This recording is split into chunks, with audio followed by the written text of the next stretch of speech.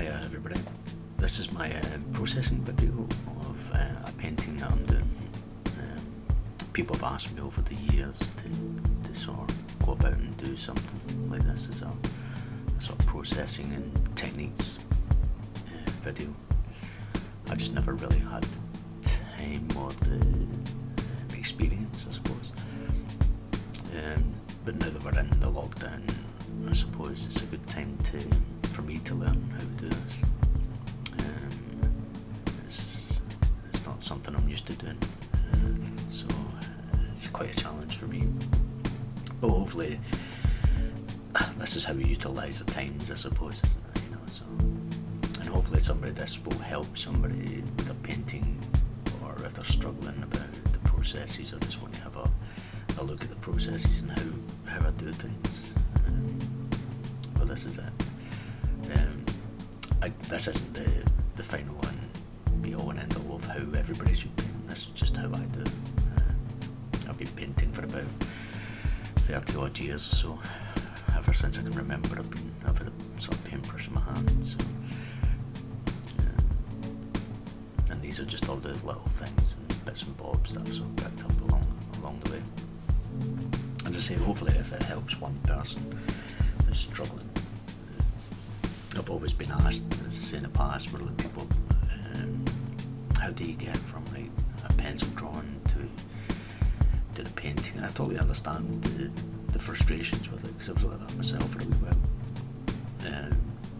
People that they spend like 5-6 hours doing this immaculate drawing, and then they take a lot of energy and take away their ego in order to try and paint over it, So I always say to them that the best thing to do is just start out in your head that it's going to be a painting, So don't spend too much time or energy perfecting this pencil drawing, because you're just going to obliterate it with paint anyway, Or do the pencil drawing and then take a photocopy or a tracing of it, and then transfer it to another piece of paper and then paint over that. You've got two pieces of art. Just did that, but again, it's another way that I would tend to do it. But as you can see on this painting, I'm just using the canvas. I quite like to work quite large, so I'm using the canvas as a bit of a sketch pad. I've got an idea in mind where this painting's for a graphic novel that I've got in the head that I've been trying to get down on paper for a little while. I'm going to ask one of my writer friends to see if he can elaborate on my nonsense of trying to articulate what the storyline should be, and hopefully you can bring some justice to it. So I've started off. I've not really got an idea in my head as such. I've got a little rough idea of an image that I want to sort of try and capture. So there's no real plan for this. There's no prelim sketches, so there's no. I just go straight onto the canvas and sketch on the canvas. I quite like the fact that there's a good. What I like about it is you can actually. A lot of your working outs that you're doing on the painting can sort of help bring character to the painting. And by working out, I mean just going over light sketch, and just darkening up, But all these overlaying pieces of paint or layers of paint can help build up a body to the painting. Or doesn't it? Yeah. So these paintbrushes that I'm using at the minute are nothing really special, actually. I think they're brilliant though. I got them from a shop, Lidl's. I think they're like an egg brush cooking thing, for basting kind of thing. And we got them for there was three brushes for like £3 or something. And I'm just look at the size of that. Yeah, I quite like to work with larger brushes. And I think with trying to keep the randomness, and I think if you go with the smaller brushes too soon, you get lost in detail. So I like to work with the bigger brushes to try and get just try and get as much paint on the canvas as possible, and try and get your idea down as quickly as possible. I actually quite like painting standing up as well, because the movement that you can give yourself, I think like when you're painting sitting down, and again this is the reason why I like painting big as well, because you get that expression and movement when you're flaying your arms around, which you just don't get when you're sitting down. I think you've got to get your elbows out of your way and start emoting with your full body, and I think the only way you can do that is by standing. And I quite like, especially when you're doing like the underpainting. That's what this is. So the way that I've done these videos, I've broken them down into two parts. So this is just the underpainting, and it's shown to show the technique of how I achieve the underpainting.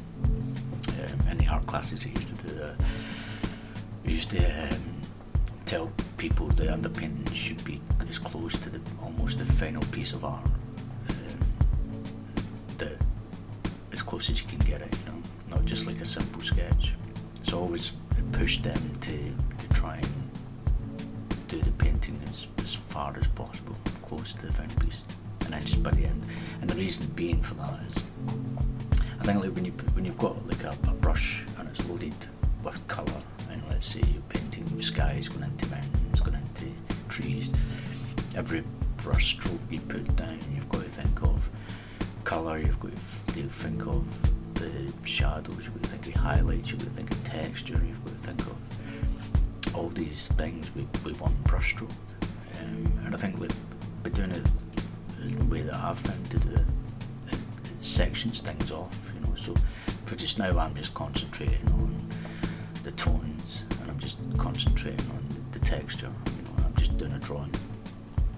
I'm trying to get that as detailed as I possibly can, so that when I come to add the colour, I don't need to think about the tones and the highlights and the shadows and textures, because a lot of that's sort of been done for me.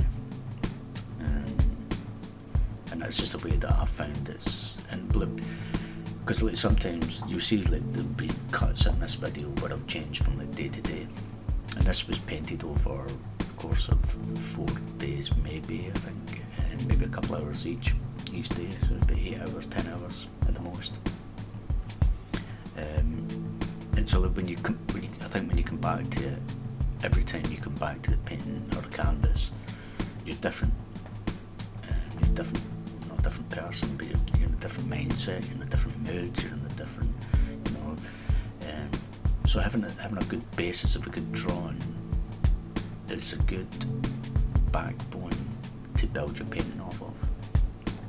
And I think if you can get that to the core of the painting, to get that as close to the final piece of art as you can, then you could go away for like 3 weeks and come back, and all the information that you need is on that canvas. Whereas if you're doing it, I've seen artists that they'll start in the bottom right hand corner and then they'll just work the painting right in, and your techniques and your processes really need to be on point in order to work like that, I think. And good on them that they can do that, if that's the way to do it, but I like to jump between about 5 or 6 different paintings at the one time, so I thought, why not get back to the painting that I was working on at the time, So what I'd say to people that are interested, I would actually get this almost as close to black and white. So I used brown up to a point, and then when I think it needs to go a little bit darker, I'll just add a little bit more black to the paint mixture. And as you can see, like, as I'm going on with the painting, the paint's actually getting thicker and thicker and thicker. Not too thick, but essentially I started off like watercolours, and then just keep thickening the paint up, thickening the paint up, thickening the paint up. And the good thing is this is acrylic paint as well, so it dries really, really quickly. And I always work with an acrylic base and then put some oils over the top for the colour. And it that just seems to work like that for me. Acrylics, when you water acrylics down, you get like a chalky residue, and no matter how much you water it down, you still get this grain out. And anybody who's got any little bit of experience with acrylics will testify to this. But with oils, when you thin it right down, you can actually leave like a transparent layer, and it's just like a hint of colour, and it doesn't leave any sort of residue where you don't want it. I mean, don't get me wrong, sometimes you need that, but I think it's a more useful glazing tool to do it. And you can see why the masters sort of picked it. So the idea of the glazing in the masters, actually, I remember watching a video about how they thought the tissue worked, and that's where I sort of got this technique from a little bit. He used to paint a lot of his paintings on a black canvas, and use a lot of white, and put colour over the top of the white. And what the white does is the white picks up these thin layers of oils, and you get the transparency. So I've never had the pleasure of standing in front of a tissue to see if it holds up, but I've heard that when you're looking through his skin on his paintings, it looks like there's about 50 layers of paint, transparent. You can actually it sort of feels fluffy and light skin, and that's just I quite like the idea of that, because it's like you can add a red tone and then a purple tone and then a green tone, and they all sort of balance off each other, rather than trying to make up that one colour exactly how it's supposed to be. But with this, you can sort of build up tonal ranges, and you can have a little bits of colour, and you can fight them off each other or balance them off each other, and it just seems to work for me.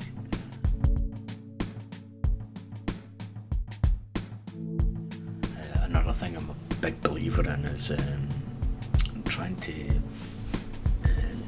use different brush strokes. As you can see, even just now, I'm rotating the brush and moving the brush. I'm not painting it on like it's like I'm painting a wall or whatever. It's not a Karate Kid. It's not wax on, wax off. So I'm trying to create a bit of interest and a bit of texturing within each area. And I think sometimes when if you're painting it layer on layer on layer, if you keep going in the same directions all the time, or the same brush movements all the time, it can lead to the painting looking a little bit synthetic and a little bit sort of manufactured, I suppose is the way to describe it. But as we all know, in life, nothing is probably perfectly smooth. Trying to capture that is if you don't capture it, if you paint it a little bit too smooth, then it can look sort of fake and false kind of thing. I think I used to do a little bit of digital 3D work, and there's a process, there's a term that they have in the special effects industry where they call it the uncanny valley. And it's when something sort of looks right, but there's just something odd about it. I think we've all seen these humanoid looking sort of robots that the world's trying to put out at the minute, and they just look a bit too freaky, and they look almost human, but you can see that there's no hint of personality kind of thing. And I think sometimes your painting can look a bit like that, and it's just something. And I think it's really because it's painted too smoothly, it's painted too clean, it's too perfect. And I think with life, those little nicks and sort of abrasive areas can sort of add a lot of life and texture to it,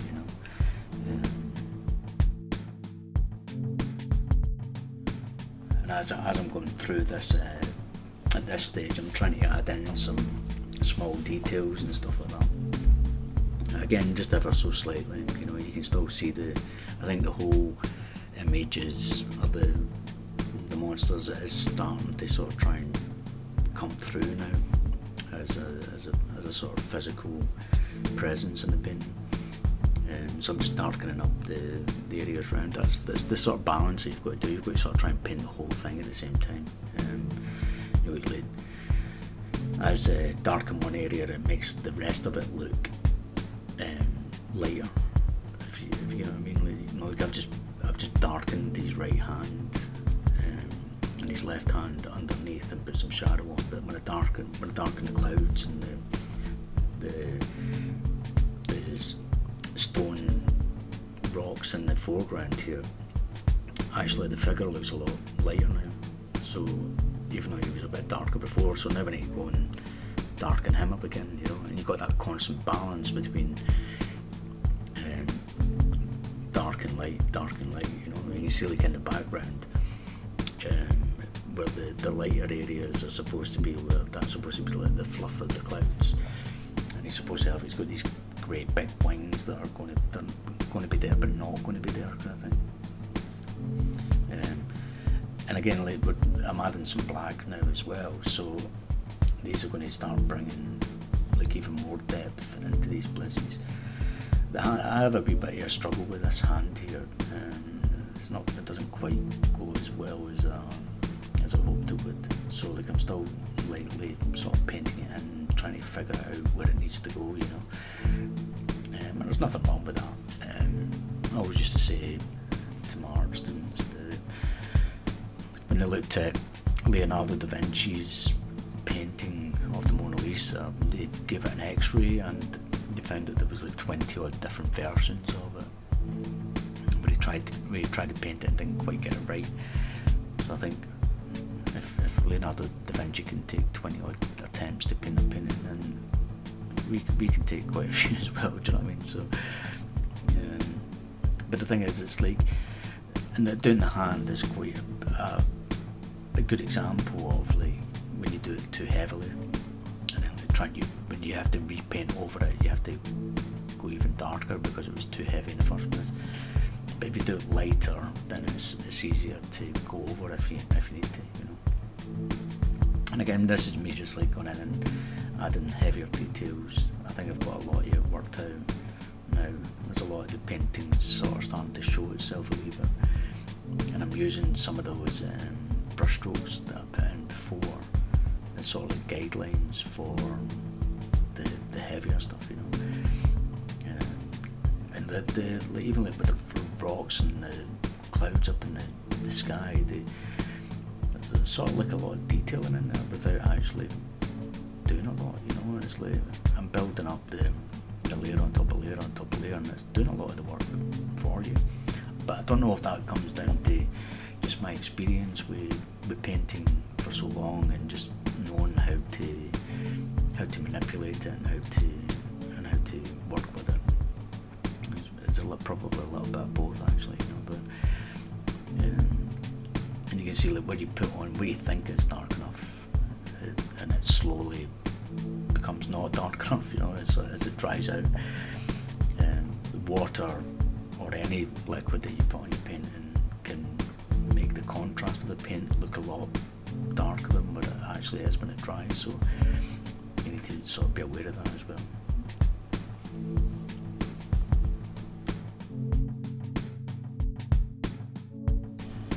So we're probably about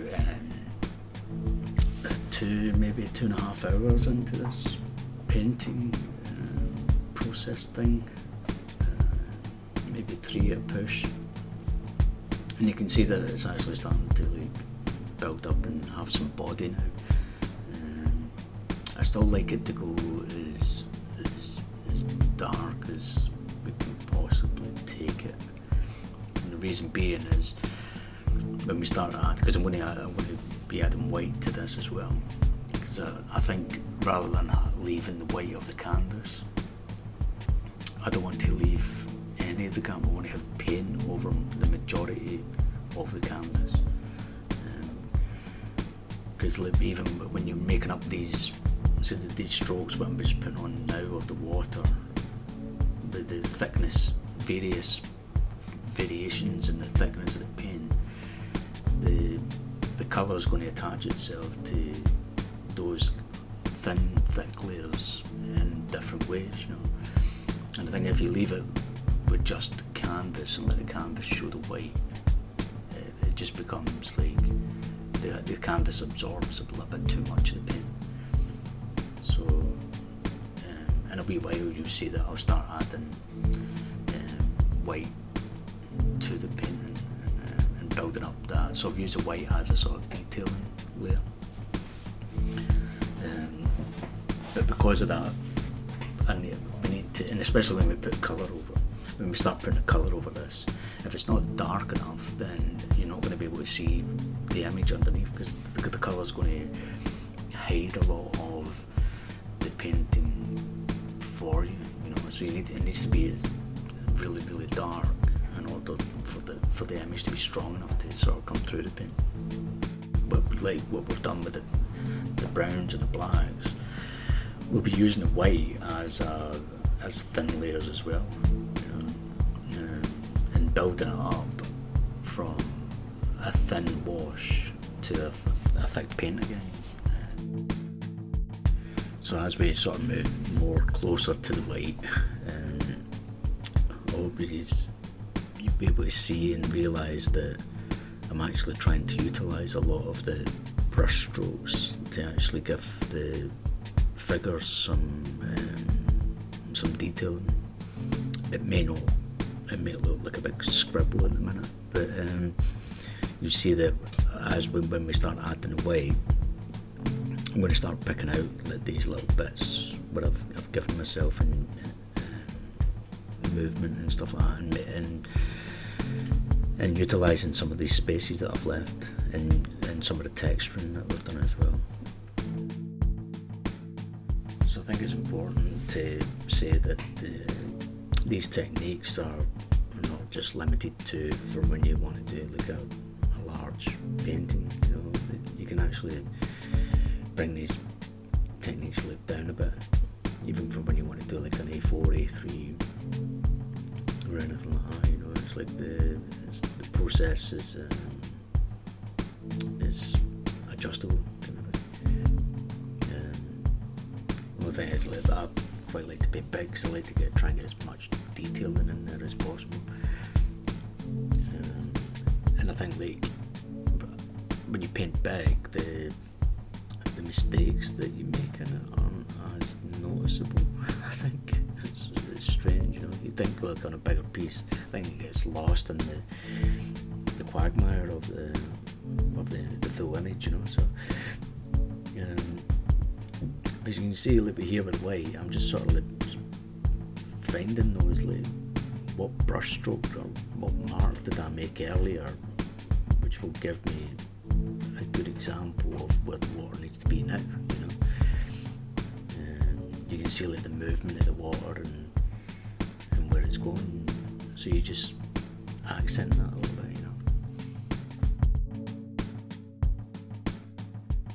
So it's points like this in the painting, I think, where you feel that you're becoming a sculptor more than a painter, you know, because you're trying to find the form and trying to get the three-dimensionality of the painting and to sort of pop through. You know, whereas like you can sort of like get an emphasis of that when you're just using the brown, but when you put the highlight on and you sort of compound that effect on top of the dark. Got the highlight on there as well. You can actually give it a right good sort of three-dimensionality to it, you know. And because like we're the watering or the white is watered down quite considerably, you can build up like you did with the browns. You can build up like textural effects with it. This is where the white actually seems quite strong to begin with. When you put it on, it'll inevitably the water will evaporate, or the canvas will take a lot of the water and it will soften that white up quite a bit, which I think is quite good, because you can build up on layers and layers and layers and layers. What I'm doing there is a brushing sort of actually, and and actually brush it out. Also, this is a good time as well when you're painting it to try and work out where things exist in the world that you've created. You've got, I think you sort of got to think of it like a play or a stage on a play. You know, you've got your foreground, you've got the middle ground, and then you've got the background. And you can see with this just now, the rocks on the right hand side, you can see that they're purposely sectioned in these stages. You know, so the further you go up the canvas, the further back you go in this stage. And you can see like you've got like the rocks and then the lighthouse, and then behind that you've got the rocks on the right hand side where I'm sort of painting just now, and then beyond that you've got this big giant monster, and then behind that you've got the clouds, you know. And you can sort of like when you water down the white, you can actually use it as this sort of ghosting effect, you know, and creating mists. But you can have the detail within the mists and all that kind of thing. Again, like using this technique as well, I'm not having to sort of think about colouring or anything like that. That's all going to be done at the next stage. This is primarily just trying to get it like as a drawing and trying to get it as close to being finished as possible. You know? As I say, you can actually like make a lot of those textural. See, like I'm just doing the crashes of the waves there, you know. It'd be real difficult, I think, to paint that as a full colour piece. You know, you can't do it. I mean, it's a tried and tested way of artists creating like that, you know. But I quite like to build it up this way. There's one, it's quicker, and as I say, I work on about 4 or 5 different pieces at the same time, so I can step away and I come back to it, and I'm just like, so what am I doing? Alright, I'm just adding weight, you know, and I'm just building it up and layering it, you know. And then when you're in the colour process, you can just be like, oh man, I'm just adding layers of colour. And you'd be surprised how well that works. Primarily the majority of my paintings are all done using this process, or a lot of them are done using this process.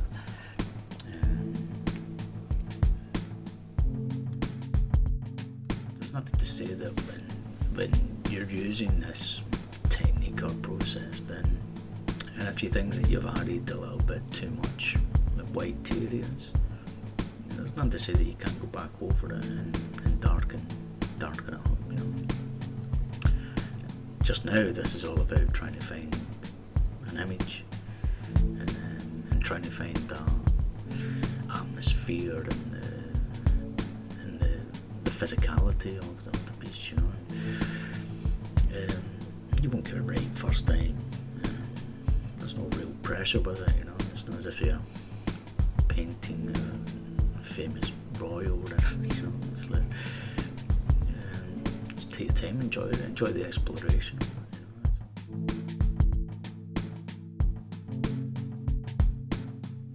I was always a big advocate of painting like this, especially I think for artists that are still learning and still trying to find their way of painting, or they're still inexperienced enough to be searching for their style, I suppose. Like I said before, when you're painting and every paintbrush that you're putting down, every paint on it, you're trying to find the light balance, you're trying to find the shadows, you're trying to find the texture, you know. And it's like, but painting this way, and the thing is, like, when you're looking at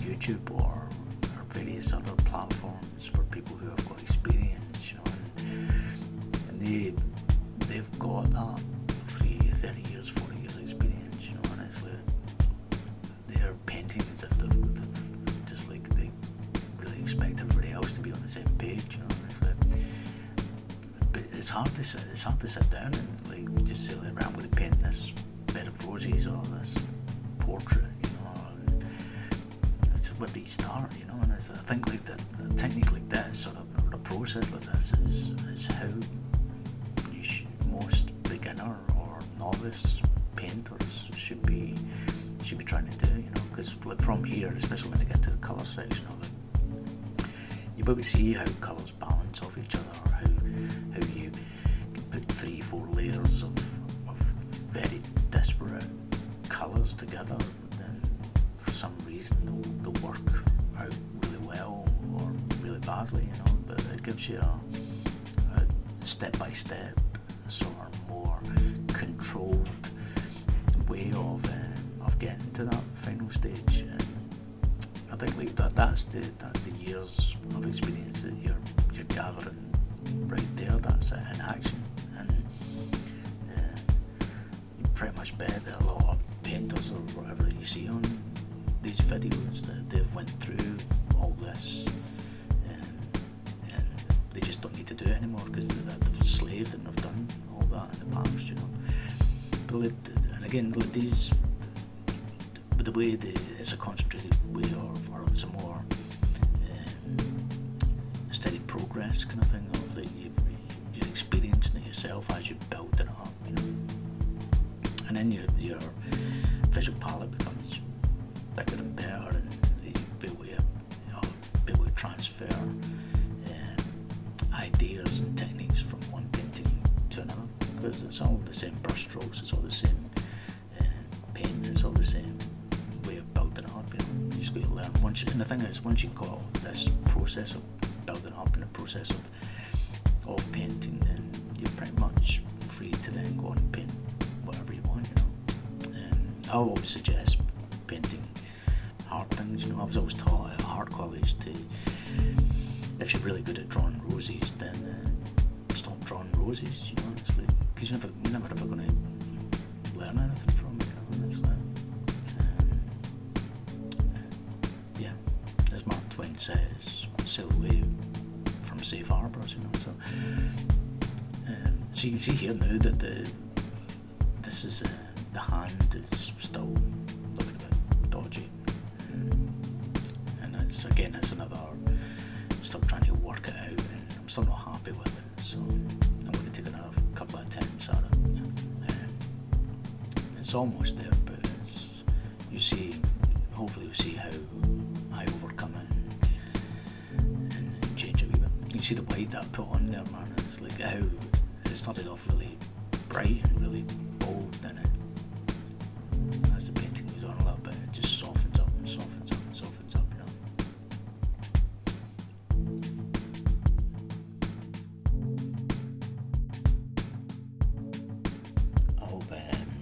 You can see now where what I was talking about with the white, sort of giving the creature of it could be anything, but it's giving it more substance and more three-dimensionality. I'm essentially using the white to sort of paint over the spaces that I left empty when I was doing the brush strokes, but like adding on top of it as well, and trying to, and now I'm actually starting to do the proper painting and starting to fill the areas in now, as you can see now I'm sort of trying to make it look as though it's a bit misty and smoky, and you see, like, I can see what I'm painting, but I'm adding more white, which is these are going to be the bits which are going to be the highest reliefs or the highest highlighted areas, so and you can see, like, even though where you think that the white is really strong, when you add proper white to it, it looks grey in comparison. So you've got a whole lot of like tonal range with a watered down white compared to a full body white, and you can see I'm having a go at the hand again. I think this is where I get it sort of close to where I'm getting it finished. You can see, like, even at that, where it is, like, it was never ever finalised. It might never be. It might, like, as I get to the end of the painting, I might change it again. You see, I'm like taking the time to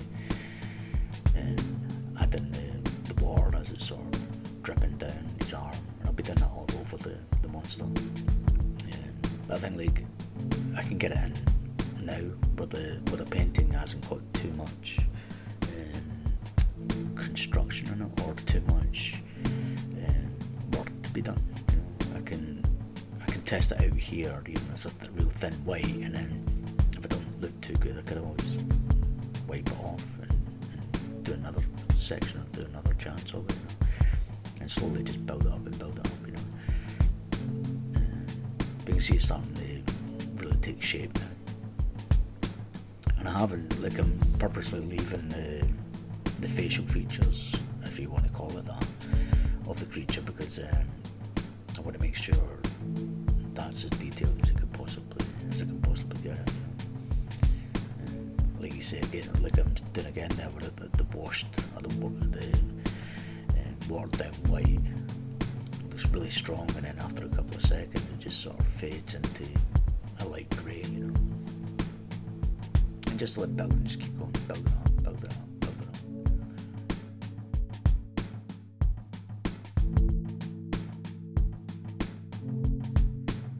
Got my colour palette down, or my palette, sorry, I generally like to have 3 different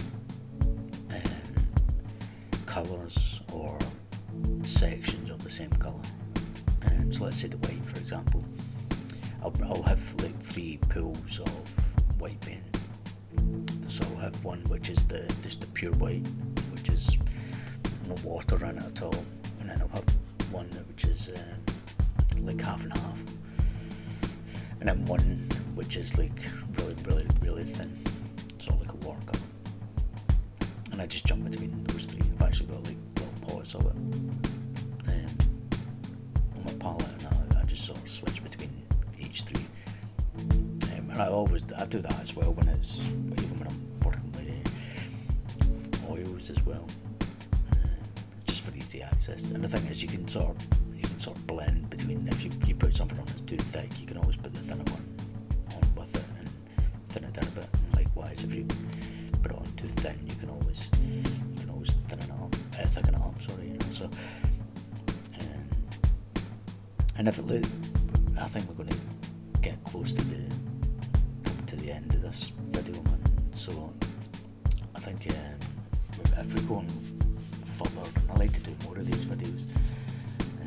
I've got one that I'm planning that I'm going to show how to do a construction of like a face, and work from what sort of angles I'm looking for, and why I've drawn it this way and drawn it that way, you know. But that's for the future.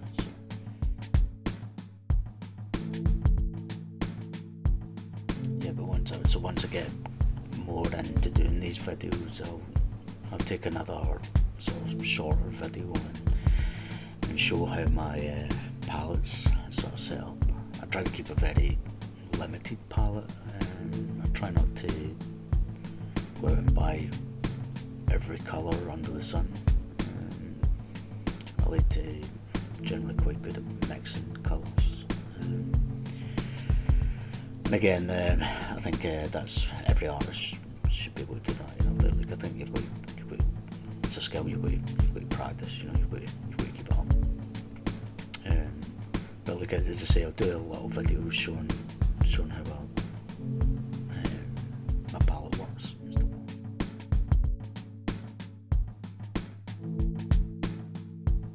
that. I hope people can start to see how not easy this technique is, but it's how effective it can be, you know. And again, you're sort of just limiting yourself to just 2 basic colours, and you've sort of got all your concentration just on building a picture up. You know? I mean, you see that the amount of range, or the tonal range that you can get throughout this whole piece, you know. It goes everywhere between the real dark areas to real light areas.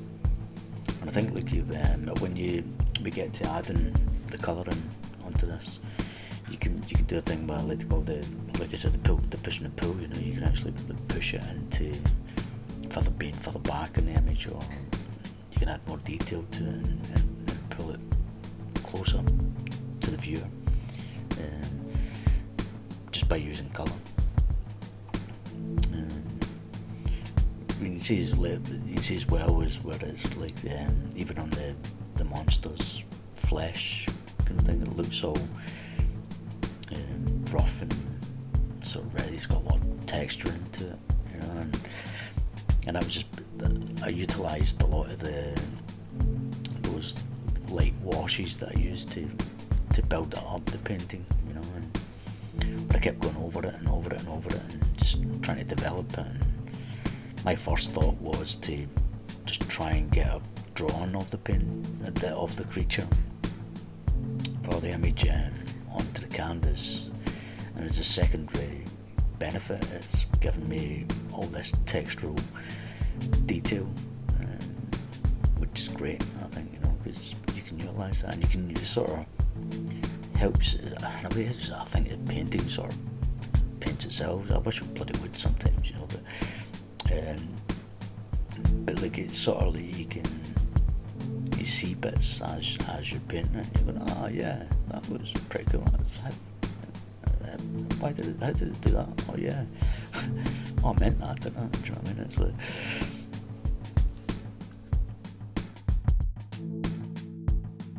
just now is a horrible Cthulhu type monster. It's not to say that this technique won't work with sort of more traditional styles of painting. So let's say if you're doing like a portrait or something, of a famous person, so if you're doing it in the traditional way, then you're using all the colours and all that sort of thing, you know. But if you make a mistake or your proportions aren't quite correct, then if you have to alter it, then you'll have to alter it quite dramatically, you know, and you have to undo all that colour and stuff. But if you're using just these basic colours, then you just need to just paint it black and then paint it in again, you know what I mean? So this is obviously it's the next day, I think, and I'm just going in and doing this to like getting closer to the final, so I'm just adding in more detail and finally sorting that hand out. But everything is like the hand, I needed to go over it a few times to get the feel for it and get where it felt that it needed to be. I'm still not 100% too happy with it, but this is just a painting to give me a sort of feel for the graphic novel. It's not going to hang in the National Gallery or anything.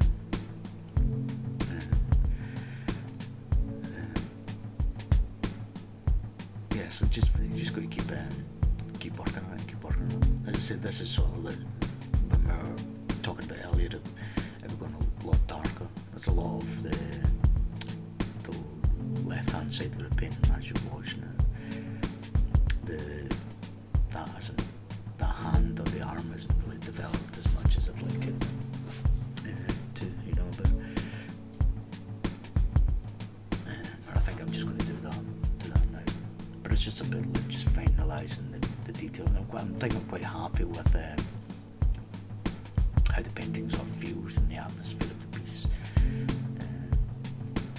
How the strength of the body is there and is close to where I'd want it to be, you know.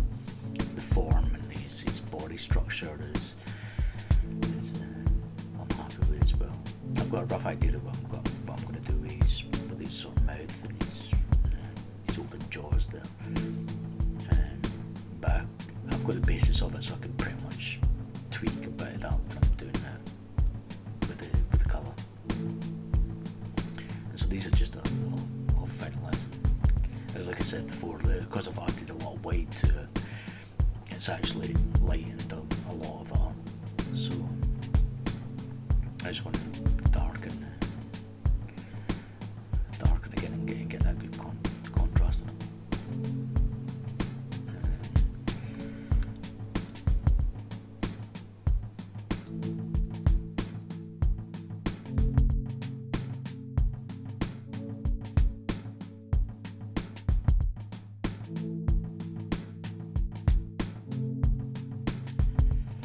So yeah, I think we're almost at the end of this initial video. It's been quite a learning experience for us, and I hope people that have watched it all the way through, or as close to all the way through as they possibly can, have gleaned some knowledge from it, or some ideas, or maybe even if it's inspired you to pick up a paintbrush, or to pick up a pen, or to pick up anything, then I'm glad. I'm hoping we need more artists on the planet. It's not enough of us. And I'm hoping to do more of these in the future. So I hope everybody is safe, and everybody's taking all the precautions that they feel as though they need to. It's a strange time. Hopefully we get back to the world. Hopefully when we get back out there, Cthulhu isn't up in the sky. I'm thinking about doing more and more of these sort of things, especially with the graphic novel. The old story goes, everybody's got that one book in them, haven't they? So I'd like mine to be a dark and dangerous and mystical book. It's really the exact opposite of myself. So with that, I'd like to thank everybody, and I'll speak to you all soon, or hear from you all soon with the second part. Be sure to, as they say in the YouTube world, like and subscribe. That's what they're doing. Yeah. And then if you want to get hold of us on anything for social media and anything like that, then all the things are there. So, thank you very much.